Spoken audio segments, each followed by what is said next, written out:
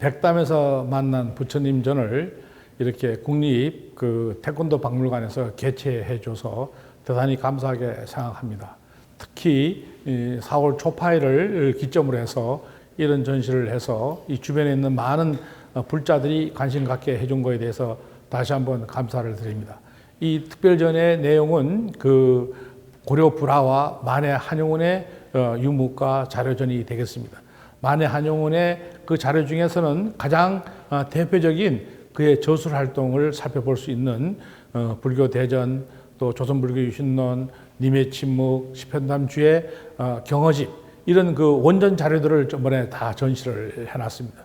그런가 하면 만해가 옥중에서 썼던 시들, 한시들 중에서 가장 절규했던 그런 시들을 이렇게 전시를 해놨습니다. 그런가 하면 만해가 1917년에 깨달음의 시를 노래했던 오도송이라든가, 또 조정연의 만해 한용운의 찬한 그런 찬시라든가, 또는 석재영의 한용운의 진영 같은 것을 이번에 이 지역에서 전시함으로써 많은 사람들에게 새롭게 만해를 한번 만날 수 있는 기회를 만들어준 것에 대해서 특별히 태권도 박물관에 우리 관계자 여러분들에게 진심으로 감사를 드리면서 이 무주를 중심으로 해서 많은 사람들이 이 작품을 통해서 만해를 생각해보고 또 백담이라는 것을 한 번 더 상기해 볼 수 있는 그런 좋은 기획 전시가 돼서 많은 사람들의 사랑을 받았으면 좋겠다고 생각됩니다. 이런 내용을 통해서 우리는 다시 오늘 이 시대에서 무엇을 생각하고 살아야 할 건가 하는 것을 한번 되짚어 볼 수 있는 계기가 됐으면 좋겠습니다. 글로벌 시대, 세계화 시대에 우리가 가야 할 길은 그 집단이 갖는 애국심이 사라지면은 그 존재 가치가 없어집니다. 바로 이런 전시를 통해서 우리의 애국심을 한번 다시 공고히 하고 그걸 한번 되새겨 보자고 하는데 큰 의미가 있다고 생각됩니다. 세계화가 더 강화되면 될수록 우리는 사라져서는 안 되지 않습니까? 우리의 존재가 더 확실하게 세계사 속에 우리가 중심이 되어야 됩니다. 그렇게 하려면 어떻게 됩니까? 우리 것을 알아야 됩니다. 우리 것의 특징을 잘 이해할 때만이 그것이 가능해집니다. 집단의 애국심, 개인은 물론이고 개인의 애국심, 집단의 애국심, 국가의 애국심을 이런 기회에 많은 분들이 한 번 더 생각해 볼 수 있는 이 전시로서의 개최 의미가 있다고 생각하고 또 많은 독자들이 와서 그런 마음을 직접 느껴주시기를 부탁드리겠습니다. 감사합니다.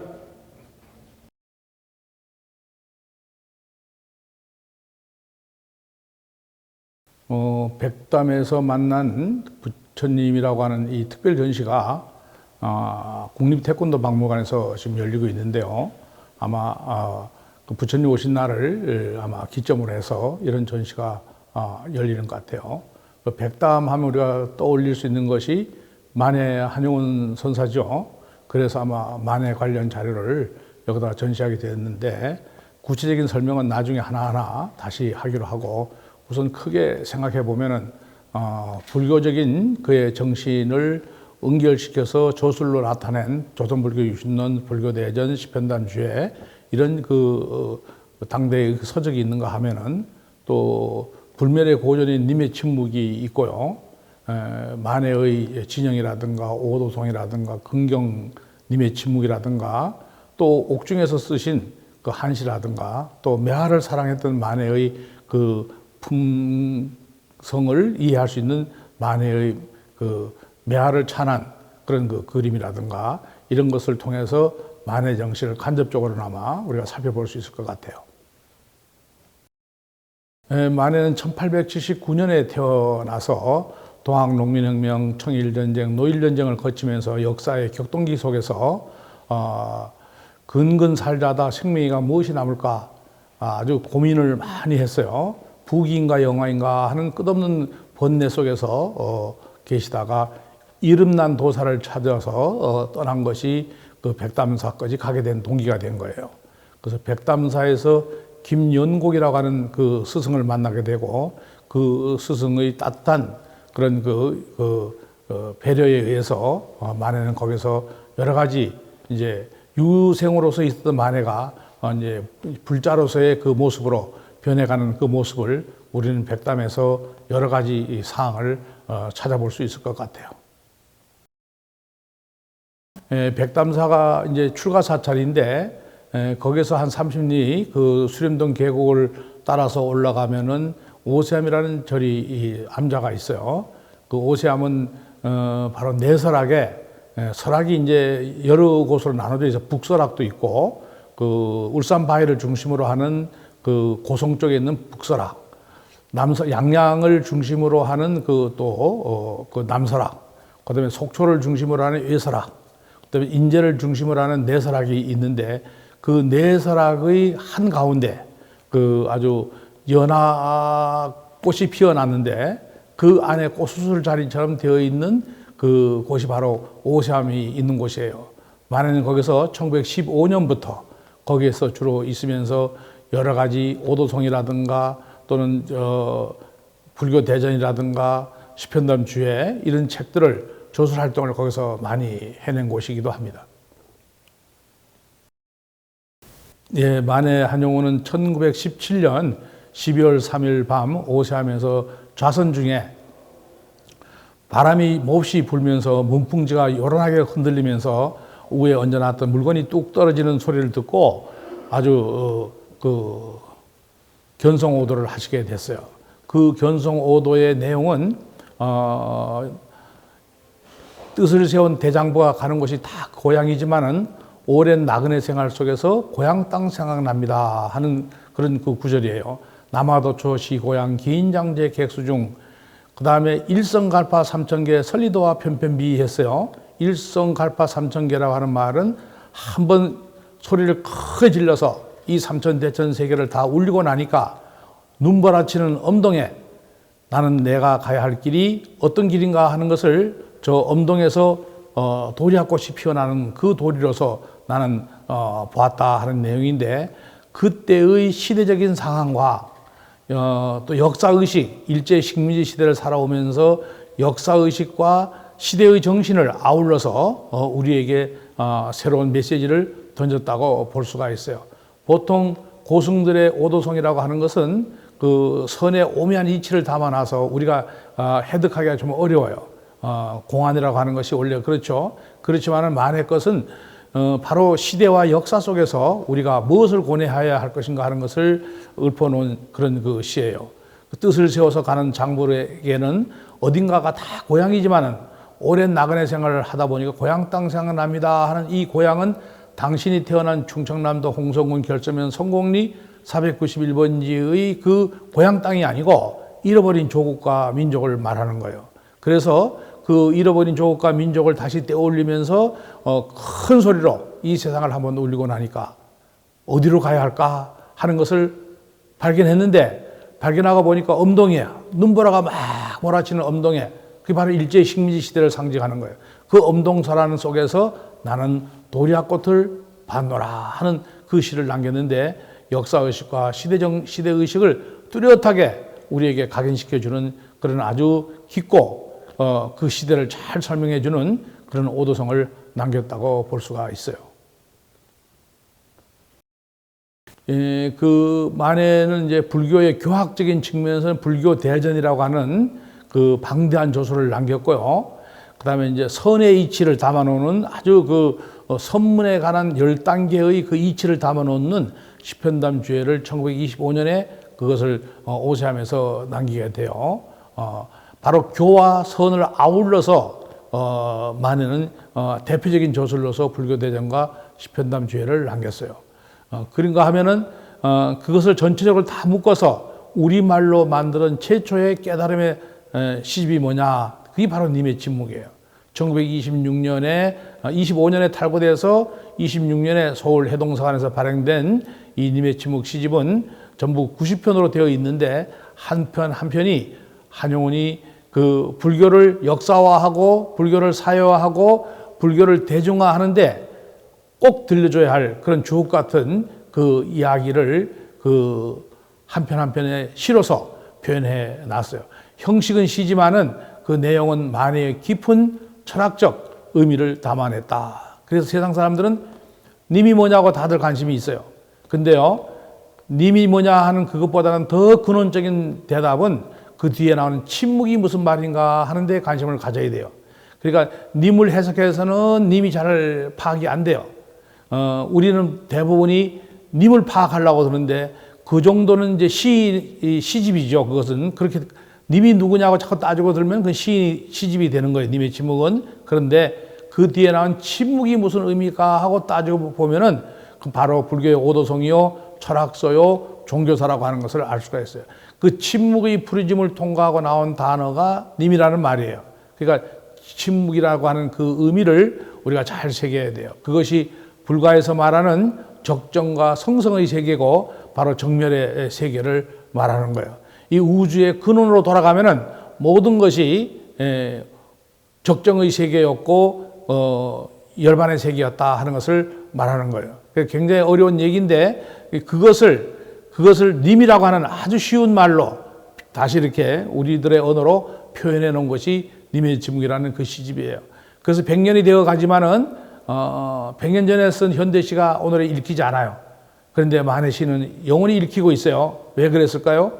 그것은 철학과 종교성을 담아놓은 위대한 한글로 만드는 철학서이기 때문에 오늘날에도 많은 독자를 형성하고 읽히는 유명한 시집이 되었다. 이렇게 살펴볼 수가 있어요. 예, 오곳에 하면은 참 150년 전에 남호라고 하는 스님께서 해인사에 있는 팔만대장경을 그것을 한지에다 처음에 찍어가지고 저 낙동강을 타고 배를 이용해서 낙동강으로 내려와서 다시 이렇게 동내로 해서 저 동해안을 타고 올라와 가지고 그 강릉으로 와 가지고 두 지를 해 가지고 왔는데 한 지는 오대산으로 보내고 한 지는 오세암으로 보관해 놨어요. 그러니까 오세암이라고 하는 곳에는 팔만대장경이 경판이 한지에 찍혀 있어 책으로 만들어서 그것이 전부 전시가 보존이 돼 있었다는 얘기죠.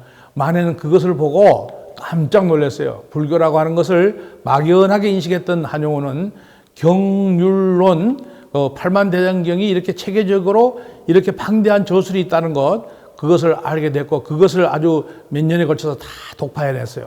그것을 읽고 보니까 불교의 아주 그 깊고 깊은 그 도리를 좀 쉽게 좀 설명할 필요가 있다고 생각했어요. 그래서 수단설법으로 되어 있는 경전의 내용, 수단설법이라는 말은 무슨 말인가 하면은 초등학생에게 들려줘야 할 불교의 이야기, 중학생에게 들려줘야 할 불교의 이야기, 고등학생에게 들려줘야 할 불교의 이야기, 대학생에게 들려줘야 할 불교의 얘기가 같을까요? 다를까요? 다르겠죠? 다른데 부처님 말씀이라 해서 그것을 모두가 다 안고 있어요. 그러다 보니까 불교가 어렵게 돼버렸어요. 이제 그것을 초등학생 때 배웠던 것은 중학생이 되면 다 버려도 돼요. 또 고등학생이 되면 또 중학생 때 배웠던 버려도 돼요. 그런데 그걸 잘 버리지 못하는 것이 우리가 훈습되어진 하나의 그 풍습인데 여기서 깨어나야 돼요. 그것을 깨어나게 하기 위해서 만해가 불교 대전을 편찬했는데 경률론 3장이라고 하는데 팔만대장경을 그 3장에 444 경률론을 분석해 가서 그 내용의 핵심을 다 뽑았어요. 뽑아가지고 예를 들면 국가라고 하는 의미는 초기 경전에서는 뭐라고 얘기한다. 조금 발전된 경전에서 뭐라고 한다. 나중에 열반경에서 뭐라 한다. 화엄경에서 뭐라고 한다고 이렇게 딱 정리를 해놨어요. 그래 보면 그 해석이 아주 기초적인 해석에서부터 아주 고도의 선의 세계에 이르기까지의 그 해석이 되어 있기 때문에 단계적인 그 정신을 이해할 수 있는 아주 훌륭한 저술인데 이 기초를 오세암에서 팔만대장경 인경본을 통해서 다 읽어보시고 나중에 통도사에 가서 계실 때 통도사에 있는 또 팔만대장경 경판을 확인하시고 해서 최근 부산에 있는 범어사에서 발행을 하게 된 불교 교학에 있어서 근대사에서 불교 교학에 있어서의 체계적인 정리를 만해가 이미 다 해놨다. 그것은 팔만대장경을 한 번 보기도 사실은 어려운데요. 그것을 앞뒤로 다 해석해놨다는 데서 만해의 불교 교학의 이대성을 확인할 수 있는 중요한 저술이라고 생각돼요. 한용우는 독립선언서에도 자유는 만유의 생명이라고 그랬어요. 자유는 모든 것에 있어서의 근본이다, 기본이다 하는 얘기를 해놨는데 이 자유라고 하는 것을 우리는 서양 사람들이 말하는 자유밖에 몰라요. 우리가 서양 사람들이 말하는 리버티나 프리덤이라고 하는 말은 상대적 자유예요. 뭐뭐로부터의 자유, 뭐뭐에 대한 자유예요. 그래서 서양에 가면은 뉴욕에도 있고 런던 템즈강에도 있잖아요. 이렇게 횃불을 들고 있는 자유의 여신상. 거기 뭐라고 돼 있어요? 신이여 자유를 주소서 했어요. 그러니까 자유라고 하는 것은 타력으로 누가 주는 거라는 얘기를 해놨어요. 그래서 뭐뭐로부터 하는 상대적 자유를 서양 사람들은 얘기했는데 그것도 참으로 중세 암흑기 시대를 거치면서 위대한 얘기죠. 그런 이야기를 중세 암흑기 시대를 거쳐 나오면서 유럽에서 칸트라는 사람이 자유의 얘기를 했는데 아주 이것은 그 시대의 그 혁명적인 사고방식이죠. 노동자와 아주 이런 그 하층민과 귀족들로 나눠져 있는데 인간에게 있어서의 자유는 똑같다고 하는 것은 유럽 사회가 크게 변화되는 하나의 촉진제가 된 이야기예요. 그런데 그것은 서양 사람들이 말하는 자유라는 개념은 어디까지나 상대적이고 소극적인 자유예요. 그 자유보다 좀 더 적극적인 자유를 만에는 얘기해야 되겠다고 생각했어요. 그리고 그 자유는 개인과 개인과의 관계의 자유예요. 만에는 거기서 집단과의 자유, 국가와의 자유, 단체와의 자유가 있다 하는 것을 주장하고 나왔어요. 그러니까 개인의 자유가 중요하듯이 집단의 자유, 국가의 자유도 중요하다 하는 칸트가 하지 못한 이야기까지를 다 집어넣어서 그 자유에 대한 정신을 이야기했는데 3.1 독립운동을 전개할 때도 핵심은 자유의 정신이었는데 그 자유 정신이 바로 윌슨의 민주적 자결주의가 나오는데 그 자결주의라고 하는 것은 1차 세계대전이 일어났을 때 패전국과 승전국으로 나눠졌을 때 패전국이 즉 독일이나 이태리가 가지고 있었던 식민지들을 어떻게 할 것인가 이 나라들을 독립시키자 하는 것이 윌슨의 민족 자결론이에요. 그래서 승전국이 더 많은 식민지를 가지고 있어요. 그런데 그것은 그대로 놔두고 패전국에 대한 그 식민지를 해방시키자는 얘기인데 만에는 그것은 틀렸다고 봤어요. 그래서 승전국이 되었던 패전국이 되었던 식민지들을 이참에 다 독립시켜야 된다 하는 것을 주장하고 나온 것이 바로 3.1 운동이 그 정초예요. 그 시작이었어요. 그러면서 우리가 3.1 독립운동을 기치를 높이 들고 그 자유정신을 만해가 앞장서서 주장하고 나갔고 그것을 뒤따라서 중국은 5.4 운동을 했고요. 인도는 6월 달에 들어와서 독립운동을 하게 되고 그다음에 동남아시아로 이제 약소국가로 다 퍼져나갔는데 그 근대사에 와서 그런 그 자유정신을 만해가 주장할 수 있었다는 것은 바로 그것은 불가에서 말하는 진여 사상에서 나온 이야기예요. 무해하다, 걸림없다 하는 진여 사상에서 나온 그 사상을 만해는 그것을 확대 해석해서 바로 우리들의 사회 속에서 그것을 실현해 나가야 된다는 것을 주장한 아주 획기적인 그 정신이고요. 그 만해의 자유 사상이야말로 인류의 가장 보편적인 철학이다 이렇게 볼 수 있고 그래서 독립선언서의 첫 구절에 뭐라고 얘기했냐면 자유는 바로 이 만물 중에서 이 세상에 존재하는 모든 것들에 있어 근본은 자유로부터 있다 하는 얘기를 했는데 저 산천초목도 돌 하나에도 다 자유의 정신을 우리가 깃들어 있다는 것을 만해가 주장했어요. 정말 놀라운 정신이 아닌가 이런 생각을 해볼 수밖에 없어요. 태화관에 1919년 3월 1일 거기에 다 모였잖아요. 모여서 선언식을 하기로 했는데 그 태화관 주인이 단체가 와서 오늘 매상 올려주는 줄 알았어요. 거기가 음식점이니까. 그런데 그게 아니고 전부 뭘 들고 있어요. 보니까 선언서예요. 독립선언서예요. 우리 집에서 독립선언서를 낭독한대요. 그러니까 주인이 깜짝 놀랐어요. 그러면 자기는 어때요? 장소 제공자니까 같이 붙잡혀 가야 돼요. 그래서 그걸 극구 만류했어요. 만류하고 우리 집에서 이게 절대 안 된다고 제재를 하니까 그 장소를 교섭했던 사람은 그날의 사회자였던 최린 선생이었는데 최린 선생한테 와서 거칠게 안순환이가 항의하니까 바로 옆에 있던 반애가 한마디 거들었어요. 우리가 하고자 하는 일을 방해하지 말아라. 정 두려우면은 신고하라. 아주 당당하게 얘기를 했어요. 안순환은 그것을 바로 종로경찰에다 신고했어요. 신고하니까 종로경찰서에 기마경찰들이 막 달려오는 소리가 들려요. 그런 아주 다급한 상황이 됐어요. 그러니까 최린 선생이 순발력 있게 빨리 만에들어 한마디 하라고 그랬어요. 여러분들 아마 그 사진 기록하는 다 봤을 거예요. 거기 보면 좌장에 손병인 선생님하고 만해하고 두 분이 계시고 그 옆에 최린 선생이 계신데 만에들어 빨리 한마디 하라고 했어요. 그날의 대표자는 누구예요? 손병인 선생님이에요. 근데 손병인 선생님은 이미 61세, 연세가 좀 많아요. 그 당시로서 61세는 상당히 노인네요. 그리고 만해는 41살이었어요. 아주 패기당천한 그런 의지를 가졌어요. 그래서 만해대로 빨리 한마디 하라고 했어요. 그래서 만해가 일어나서 간단하게 한마디 했어요. 기쁘다. 기쁘다. 우리 죽어도 한이 없으니까 더욱 힘을 다해서 이 운동을 전개하자 하는 말 한마디. 기쁘다. 더욱 힘쓰자. 그리고 대한독립 만세. 아주 짤막한 말이에요. 기쁘다는 말은 내 나라, 독립을 선언한 내 나라에서 죽게 되어서 기쁘다고 하는 생사를 걸어놓고 한 만해의 위대한 목소리입니다. 그 한마디가 그날의 정신을 다 되변해 준다고 생각할 수 있어요. 죽어도 한이 없다 하는 그 말이죠.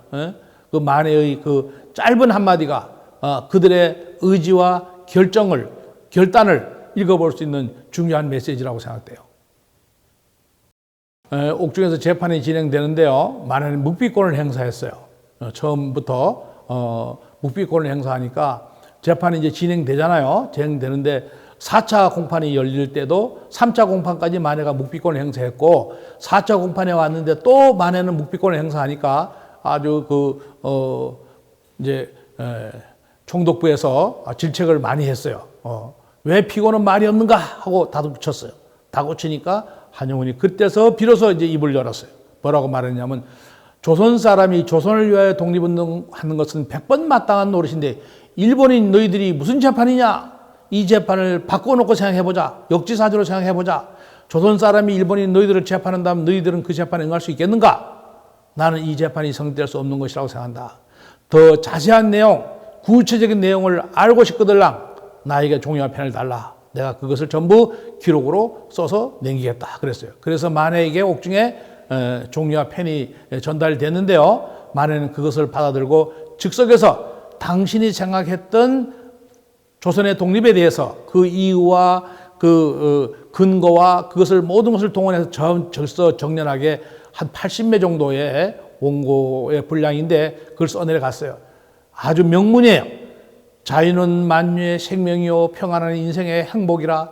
자유가 없는 사람은 죽은 시체와 같고 평화를 잃은 자 가장 큰 고통을 당하나니 자유, 평등, 평화의 횃불을 높이 들자고 역설하고 있어요. 남쪽 나라에서 날아온 새도 남녘까지 집을 짓고 저 북만주 광야를 달리던 기마도 자기가 깃든 곳이 그리워 북향을 향하여 오는 것은 그 근본을 잃지 않음인데 조선인이 어찌 조선을 잊으라는 얘기인가 하는 얘기를 했어요. 그러면서 만해는 자유의 정신, 평등의 정신, 평화의 정신을 아주 구체적으로 그걸 정리를 해나가고 그러나서 조선은 독립될 수 있는 자신이 있고 국가로서의 모든 것을 다 갖춰놓으라고 하는 것을 당당하게 결론에서 얘기를 해놨는데요. 우리 독립운동사에 있어서 한용운의 옥중 독립선언서가 가장 유명한 또 독립선언서입니다. 이 독립선언서는 나중에 상해 임시정부가 1920년에 이제 결성이 되는데요. 4월 11일 날 결성되는데 그때의 독립신문에 이 전문이 소개가 됐어요. 그만큼 독립운동사에 있어서의 한용운의 옥중 독립선언서는 대단히 중요한 그런 의미를 가졌다 이렇게 볼 수가 있어요. 이제 옥중에서도 뭐 여러 가지가 있는데 우선 만해는 투쟁 3대 원칙을 정해놓고 있었어요. 투쟁 3대 원칙이라는 것은 사식을 취하지 말자. 옥중에 가도 고생한다고 밥을 다 바깥에서 들여다 줘요. 그런 거 일체 하지 말고 거기서 옥중에서 주는 대로 먹자고 하는 그래서 사식을 취하지 말라. 그다음에 변호사를 대어 가지고 나의 이 행동을 구구하게 설명하라 들지 말자. 변호사를 대지 말라. 변호사를 대지 말라. 사식을 보석을 요구하지 말라 그랬어요. 보석을. 내가 죄가 없다. 나를 빨리 내보내달라. 뭐 이런 얘기 하지 말라. 그건 뭐예요? 무저항주의로 나갔던 한용운의 모습을 알 수가 있어요. 그리고 재판정에 있어서도 재판을 받는 가운데서도 당당하게 당신이 해야 할 말을 다 했어요. 일제는 압력을 가하면서 피고는 독립운동을 또 할 것인가 하고 다 다그쳤어요. 그럴 때 다들 얼음하고 조금씩 반성하는 기세를 보였는데 한용운은 당당하게 앞장서서 얘기를 했어요. 지금은 내 육신이 독립운동했고 내 육신이 없어지면 내 뼈다가 독립운동할 것이고 내 뼈다가 없어지면 내 정신이 남아서 영세토록 독립운동을 할 것이다 하는 아주 이런 의지를 표현했던 것이 만해의 옥중에의 생활이었다 이렇게 볼 수 있어요. 그러면서 그 옥중 생활을 한용운은 아주 기쁘게 행복하게 받아들였어요. 옥중에서 추록하는 날 그 기자가 와서 물어봤어요. 선생님 그 지옥 갔다 온 이야기 해달라고 그랬어요. 그 마네가 그 기자를 혼냈어요. 이놈 내가 왜 지옥 갔다 왔나? 지옥 갔다 온 것이 내가 극락을 다녀왔지 그랬어요. 처음에는 떨리고 힘들었는데 곰곰이 생각해보니까 통쾌하고 기분이 좋아서 내가 잘 지나고 왔지. 내가 극락을 다녀왔어 그랬어요. 그 마네의 옥중 생활은 바로 그의 행복, 극락 그 자체였다 하는 생각이에요. 그러니까 어떻게 생각하면은 그것은 가장 고통스러운 이야기인데도 불구하고 마네는 가장 행복했던 것. 왜? 사람으로서 인간으로서 해야 할 도리를 했기 때문에 가장 행복했고 가장 즐거운 옥중 생활을 보낼 수 있었다. 그런 면에서 마네의 정신 세계를 우리가 충분히 가늠해 볼 수 있지 않을까 생각해 볼 수가 있어요. 그래서 지옥에서도 극락을 구했다고 하는 그 마네 한마디는 그의 옥중 생활이 어떠했는가 하는 것을 우리에게 여실하게 증명해주고 그런 관계에서 재판이 진행되는 가운데서 1년 6개월 재판이 진행되고 또다시 1년 6개월 형을 더 살았는데 3년을 거의 다 산 사람 제일 마지막에 이제 옥중에서 추록한 인물이 한용운이에요. 2년 한 10개월 옥중에서 계셨어요. 예.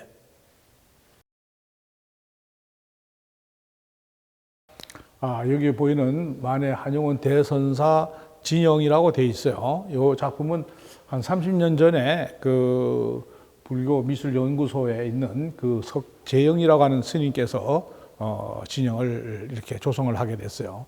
원래 만해 한용운 스님은 별다른 진영은 남기지 않았어요. 근데 이제 61세 때 찍은 그 사진 자료가 한 카트가 있어요.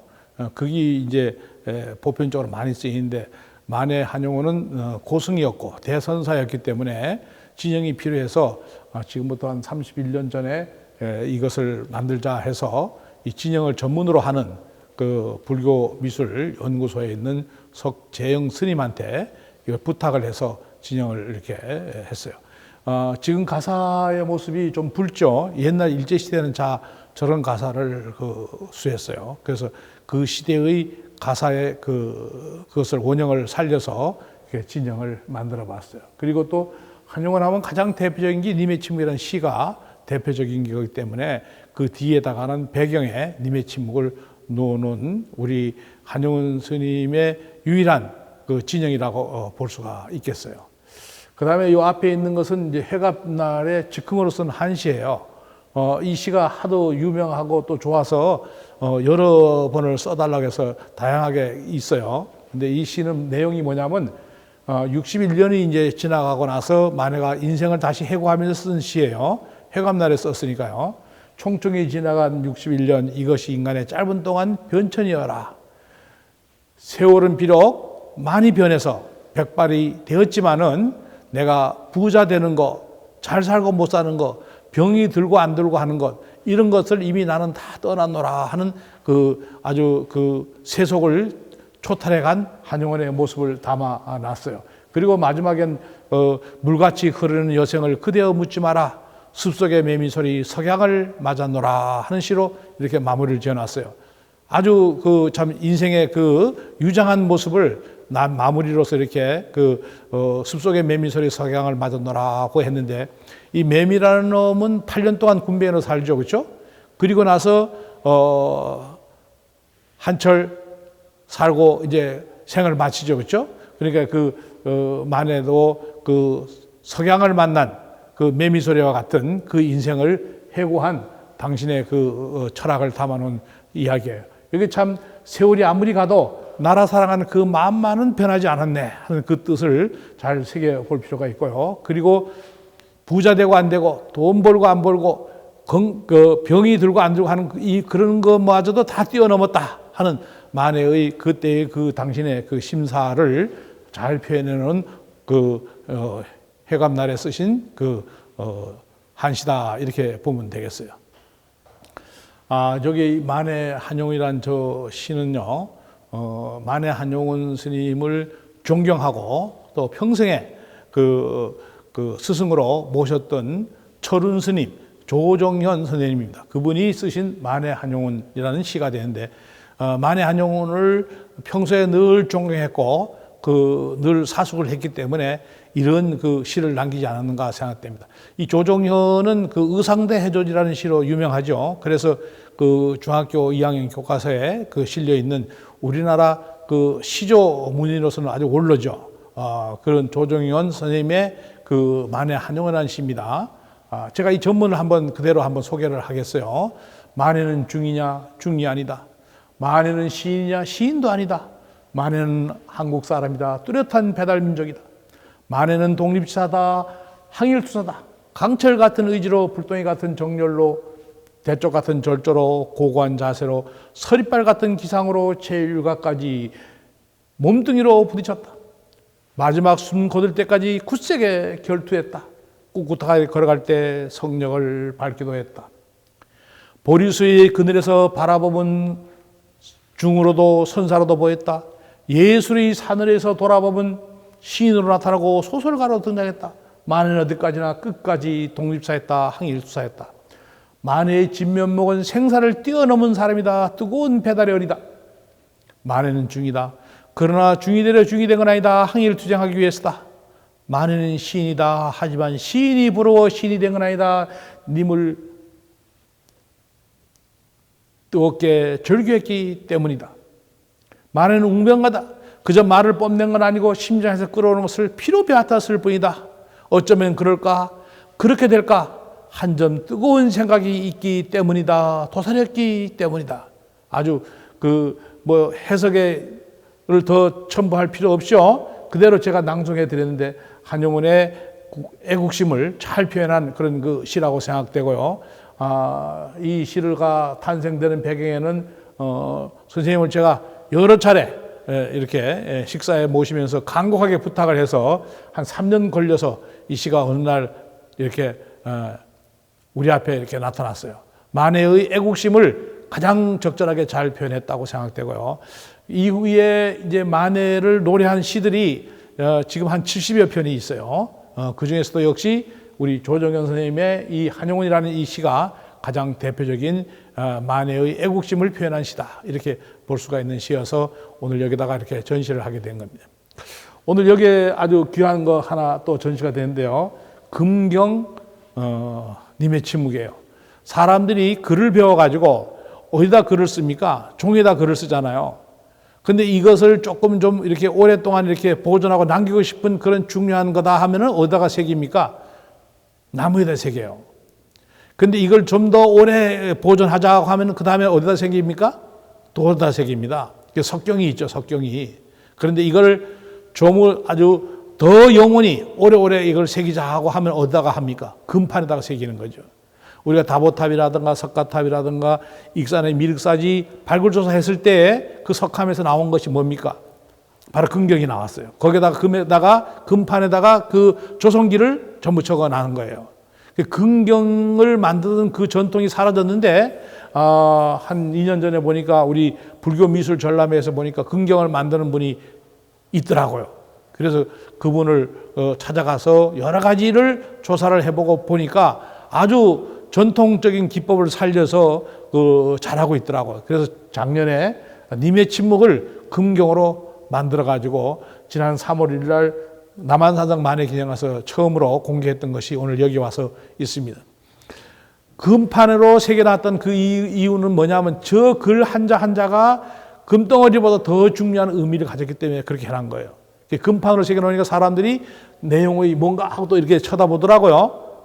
역시 그 관심을 끌게 하는 하나의 그 좋은 것이 된다고 생각해요. 앞으로 만해의 주옥 같은 어록들은 이런 금경으로 좀 새겨 놓을까 생각하는데 그 첫 번째로 님의 침묵을 그런데 이 글씨체는 1926년에 나왔던 그 글씨체를 그대로 살렸어요. 시대의 정신, 글자의 변천의 과정에서 시대의 정신하고 또 만해의 철학을 담아놓기 위해서 문자도 그대로 그걸 가지고 만들어놨다. 그런 면에서 이 금경님의 침묵은 특별한 의미를 가졌고요. 많은 사람들에게 님의 침묵의 그 귀한 모습을 이 금판으로 보여줄 수 있어서 참으로 좋은 하나의 표현 방법이라고 생각되고 아주 오늘 여기서 금경을 보면 사람들이 관심이 더 커지지 않겠는가 생각돼요. 만해 한용운 선사는 묘화를 상당히 사랑하고 좋아했습니다. 만해의 어록을 이렇게 보다 보면은 18수의 묘를 찬한 시가 있어요. 만지풍설 차고 거친 뜰에서 향기를 토하내는 묘꽃의 정절을 담는다면 서리와 눈을 원망하지 않으리라 하는 이런 좋은 주옥 같은 그 시를 써놨어요. 묘를 찬한 시를 가지고 묘 그림으로 이렇게 해서 그 시를 보여줬는데요. 바로 그런 선비의 지조와 절조의 정신을 얘기할 수 있는 그 묘찬을 해놨습니다. 만해는 이 묘 하나하나를 놓고 볼 적마다 거기에 새 생명이 있고 새로운 움트는 그 모습에서 민족의 정기를 다시 확인했다고 생각해 볼 수가 있습니다. 그래서 만지풍설 차고 거친 뜰에서도 향기를 태워내는 묘꽃의 정절을 담는다면 서리와 눈을 원망하지 말아라 이런 얘기를 하면서도요. 또 만해는 애국 청년들에게도 늘 그런 얘기를 강조를 했어요. 그러면서 묘의 정절을 담는다면 우리가 새로운 세계를 열어갈 수 있다고 했어요. 지난 겨울이 뼛속까지 몰려오는 그 추위를 이겨내서 새봄이 오자마자 바로 묘하는 꽃을 피우지 않느냐 이렇게 봤어요. 그래서 만해가 그 시 속에서 새봄은 묘하에게 첫 키스를 주느니라 하는 말을 남겨놨어요. 묘하는 봄을 알리는 그 상징으로서 봤고 그 혹독한 그 겨울을 이겨내는 새봄이 왔다는 것을 상징적으로 보여주는 이 묘꽃을 좋아했다고 하는 것은 바로 이제 엄동에 눈보라가 몰아쳤지만은 이제 곧 새봄이 오면 묘꽃을 피우듯이 곧 그런 세상이 올 것이라는 것을 상징적으로 표현하는 것을 우리가 만해의 묘찬에서 읽어볼 수가 있습니다. 그의 이 작품은 홍익대학의 미술대학의 대학원장을 하셨던 홍석창 교수님께서 만해의 묘시를 읽고 감흥을 일으켜서 이 만해의 묘시를 이렇게 화제로 해가지고 그린 그림이 되겠습니다. 근데 여기 있는 이 서각은 그 한용운의 오도송의 만해 친필입니다. 그 만해 친필을 가지고 이렇게 오도송을 만들어놨는데요. 정미년 12월 3일 밤에 10시경에 문풍지가 떨리면서 물건이 떨어지는 소리를 듣고 의정돈속을 일으켰노라 하는 남아도초 고향 기인장제 객수중 일성갈파 삼천계 설리도와 편편비 하는 만해의 시대정신과 역사의식을 깨뜨렸던 그의 그 면모를 담아놓은 그 시가 되겠습니다. 참 이런 시를 쓰고 만해는 그의 겨울을 오세암에서 지나고 봄이 오자 서울에 오셔서 유심 잡지를 창간하고 3.1 독립운동을 전개했다. 바로 이 시가 만해의 제2의 인생을 출발하는 그런 그 모습이라고 생각하면 되겠습니다. 아주 중요한 의미를 갖다고 생각됩니다. 그 다음에 여기 있는 이 옥중의 시들이 두 수가 있는데요. 이것은 그 만해가 옥중에 쓴 시들이에요, 전부. 옥중 감회에서 뭐라고 말했나? 일년당각 청무진이라 철창명월 자생신 우락 봉공 유심제 석가원래 심상인 했어요. 한 생각을 깨닫고 보니까 더럽고 깨끗한 것이 따로 없더라. 철창에 새로 돋는 달이 새롭더라. 내 마음의 기쁨과 슬픔 이것도 다 본래는 다 내 마음에서 나왔니라 하는 얘기예요. 석가도 원래는 보통 사람이었니라 하는 이런 그 옥중에서의 깨닫고 보니까 옥중에서 이런 시를 썼으면 일념당각 청무진 한 생각 깨닫고 보니까 더럽고 깨끗한 것 따로 없더라. 철창에 새로 돋는 달이 새롭더라. 철창에 새로 뜨는 달이 새롭더라 하는 것은 독립의 그 의지를 암시하고 있는 겁니다. 기쁨과 슬픔, 나의 이 고통쯤은 아무것도 아니다 하는 것을 얘기했어요. 우락봉공 유심제, 기쁨과 슬픔 또한 그것도 다 본래는 아무것도 아니었느라 하는 얘기예요. 석가마저도 원래는 다 보통 사람이었느라 하는 만해의 그 의지가 아주 여기에 함축되어 있는 그런 그 시라고 생각되고 있어요. 또 저쪽에 있는 것은 만해가 처음에는 3.1 독립운동의 그 핵심 인물들을 공동 정범으로 몰아가지고 큰 방에 같이 있다가 만해는 옆 사람하고 자꾸 얘기한다고 해가지고 독방에 혼자 이렇게 갇히는 신세가 됐어요. 그 독방에 혼자 갇혀서 쓴 시예요. 저것은요.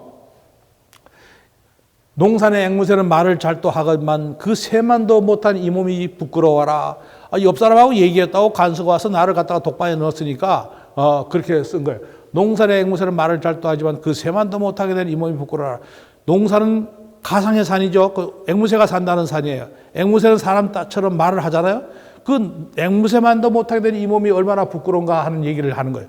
웅변은 은이요, 침묵은 금이라고 하지만은 차금 맺은 자유하라. 이 금덩어리로 나는 자유의 꽃을 사고 싶구나 하는 만해의 여망을 담아놨어요. 만해는 자유의 사상가였다 하는 것. 이어서 다시 한번 차금 맺은 자유하라.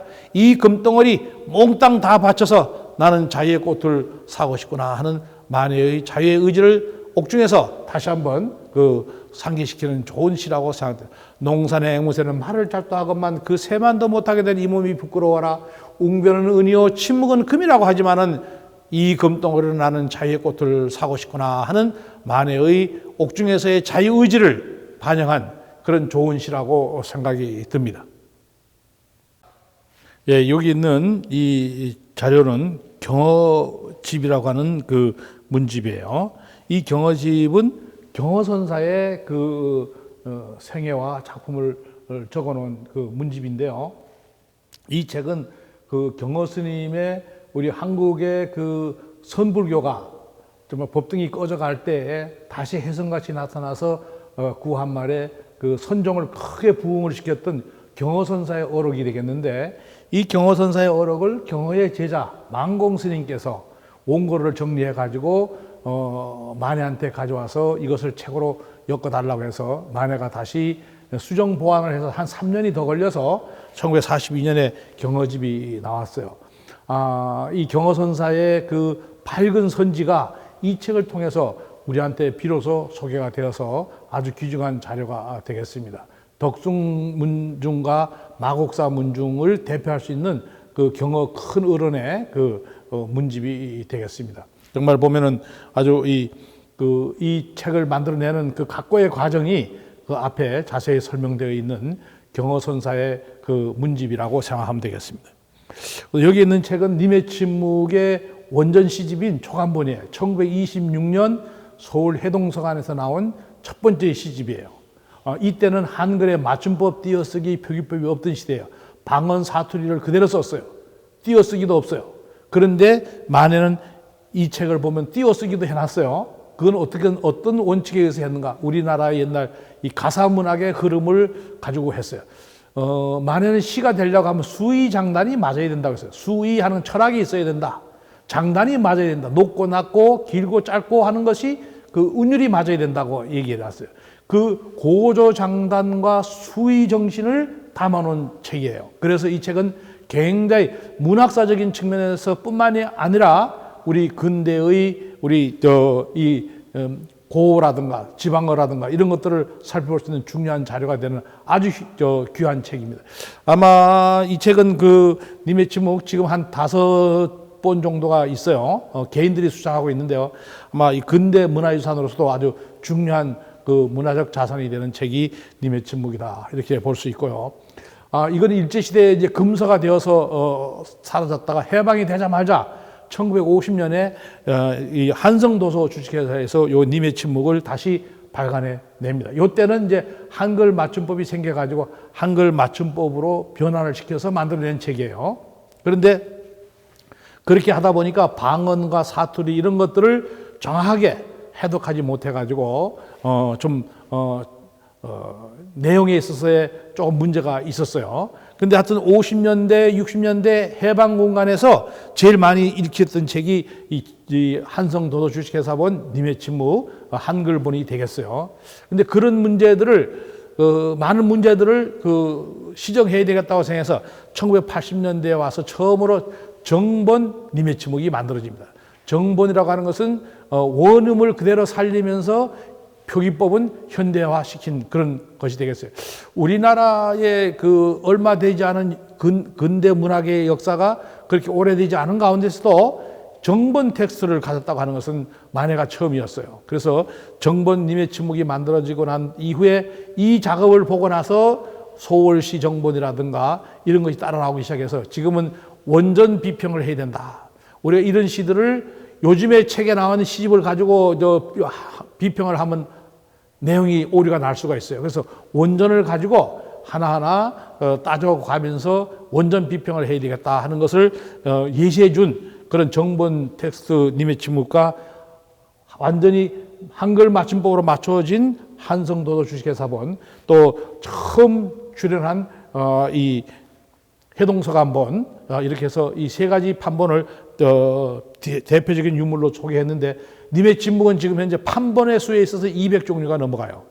이만큼 많은 사람들로부터 사랑을 받고 있고 지금도 사랑을 받고 있는 시집이다 하는 것을 웅변으로 증명해 주고 있어요. 님의 침묵이라는 타이틀로서 판본이 200개가 넘는 시집이 있다는 것은 우리 문학사에서, 우리 정사에서 큰 자랑이다, 이렇게 볼 수가 있습니다. 읽히고 또 읽고, 할아버지도 읽었고 아버지도 읽었고 나도 읽고 내 손자도 읽을 수 있는, 온 사람들이 다 읽을 수 있는 시집이 우리에게도 있다 하는 측면에서 님의 침묵의 이대성을 다시 한번 살펴볼 수가 있을 것 같아요. 그 다음에 여기 있는 것이 만해 한용운의 불교 개혁의 의지를 담아놓은 그 조선불교 유신론이 되겠어요. 이 조선불교 유신론은 1910년에 탈고가 됐어요. 책으로는 이제 한 13년에 나왔는데 100년이 넘는 책이죠, 그렇죠? 여기 보면 한용운 구운저 해놨어요, 그렇죠? 그다음에 석전산인장, 석전은 석전 박한영 스님을 말하는, 석전 박한영 스님이 만해를 한용운 구운했어요. 그 1913년도에는. 그리고 조선불교 유신론이라는 이 글자는 석전의 글자가 되겠어요. 이 내용은 불교의 근본적인 철학이 뭔가 하는 것을 앞에다가 설명을 해주고요. 불교의 주의, 불교의 사상 이런 거 설명해 주고요. 그 다음에 시급하게 바꾸지 않으면 안 되는 것 12가지를 적어서 12가지를 하나하나 설명을 해놨어요. 제일 중요한 게 뭐예요? 교육을 제대로 해야 된다 하는 불교에 있어서의 교육의 문제, 또 참선을 어떻게 해야 될 것인가, 기도를 어떻게 해야 될 것인가, 연부를 어떻게 해야 될 것인가, 포교를 어떻게 해야 될 것인가, 이런 것들을 불교의 하나하나 덕목들을 예시를 뽑아가지고 그것을 어떻게 바꿔야 할 것인가 하는 것을 담아내는 책이 조선불교 유신론이 됐어요. 그런데요, 아주 재미난 것은 이 조선불교 유신론의 제일 마지막에 보면은 만해가 이런 구절을 하나 남겨놨어요. 형이 아우여, 나의 이 이야기는 파리 모기 소리가 아니라 새벽을 알리는 닭울음의 소리임을 하고 편을 놨어요. 여기에 의미심장하다고 생각해요. 이 불교를 개혁하자고 했을 때 저항이 많았어요. 또 이것을 가지고 비평하는 사람도 많았어요.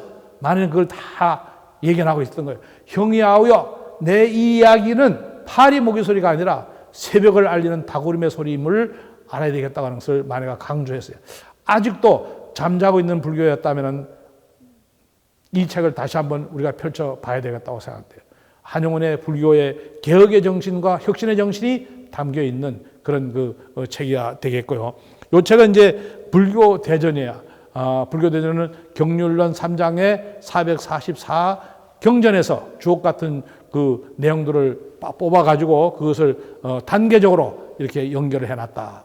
이 불교가요, 아주 쉬우면서도 어려워요. 어려우면서도 쉬워요. 자, 절에 한 10년 이상 댕긴 사람한테 물어봤어요. 지옥이 있니? 하고 물어보면요, 사람들이 다 좀 헷갈려 한다. 불교에서는 지옥이 있는 거야? 없는 거야? 하고 헷갈려 한다. 초등학생들한테는 지옥이 있다고 해야 되겠어요? 없다고 해야 되겠어요? 있다고 해야 돼요. 중학생까지도 있다고 해야 돼요. 그래야지 선을 행하죠. 그러나 이제 대학생 정도 되면 지옥이 어디 있니? 그것은 네 마음속에 있지. 네가 한순간 어떻게 생각하느냐에 따라서 지옥도 가고 천당도 가는 거야. 그것은 바로 너 마음속에 있는 거야 하고 일러주고 있는 거예요. 그러니까 초등학교 때 중학교 때 배운 건 다 버려도 되는 거예요. 근데 그걸 버리지 못하고 부처님 이야기라고 해서 몽땅 끌어안고 있는 것이 한국 불교의 병폐예요. 그래서 그것을 격파하기 위해서 만해가 수단설법의 내용들을 이렇게 정리했다는 것. 불교 대전은 참 8만 대장이라는 그 방대한 대장경 속에서 아주 에센스가 되는 그 구절을 뽑아가지고 이렇게 재형성했다는 것은 한용운의 불교학으로서의 그 놀라운 업적이다, 이렇게 볼 수가 있는 겁니다. 여기 있는 건 시편담 주제인데요. 이 불교 대전이 교를 얘기해. 불교는 이제 교와 선 두 가지가 있는데요. 교라고 하는 것은 이제 교리를 중심으로 하는 팔만대장경을 말하는 거예요. 마음을 중심으로 하는 선이 있잖아요. 이건 불교의 교를 중심으로 하는 팔만대장경을 중심으로 하는 그 내용을 이렇게 축약을 했다고 하면 선의 마음, 직지인심 견성성불한다고 하는 그 선의 마음, 내 마음 속에 진리가 있다고 하는 이 가르침, 이 가르침을 그 단계적으로 이렇게 나눠서 나는 시편담주회라고 하는 동안상철 선사의 이 글을 가지고 매월당이 오세하면서 이 책을 보고 매월당이 또 이렇게 그 줄을 다른 게 있었어요. 그것도 보시고 만에도 감흥을 일으켜서 나도 이 시편담 줄을 남겨야 되겠다 해서 시편담 줄을 남겼는데 이것이 바로 교와 선의 한용운의 불교의 교리적인 측면과 선정적인 측면을 대변해 줄 수 있는 두 가지의 아주 중요한 저술이 이렇게 핵심적으로 나타났다. 그래서 시편담주회를 만해가 요약 정리해놨는데 이것은 나중에 이제 강원에서 불교 공부를 하고 나서 제 마지막 코스에서 시편담주회를 공부하는 그런 그 중요한 저술이 되겠어요. 요건 두 가지가 있어요. 프린트본이 있어요. 당시에 프린트본을 만든 게 있고 활자본이 있는데요. 여기는 이제 프린트본을 갖다가 이렇게 전시를 해놨습니다. 시편담주회 불교의 교와 선의 이치를 담아놓은 책이다. 이렇게 볼 수가 있겠습니다.